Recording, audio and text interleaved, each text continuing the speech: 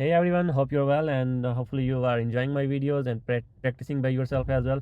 So today we are going to learn how to schedule automations. So for scheduling, I mean, let's say this is the automation ready and we're gonna schedule this like on daily basis.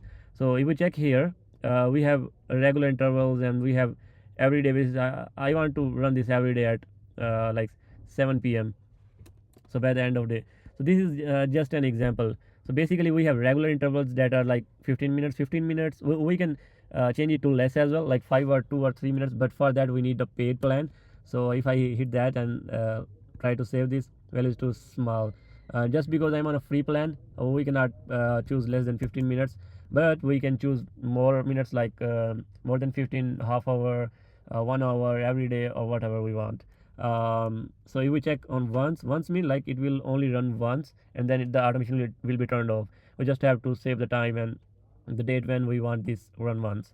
And similarly everyday basis, we can save our time. I already told about that. And if it is days of week, let's say I only want this to run on weekdays, so I will not select these two. I will only select the first 5 and set the time, and it will keep running.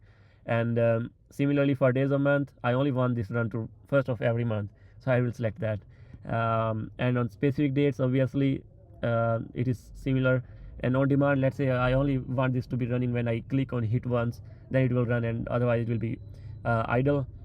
And there is one more setting, like on regular intervals. I can choose on advanced scheduling, like on every day from 8 a.m. to 5 p.m. Like on regular business hours, it will keep running, otherwise it will be turned off. So yeah, we can select that as well. These are very interesting options, like in the advanced. And yeah, keep practicing on these, apply these for your automations as well, and soon you will get a client and you will be applying these for your clients.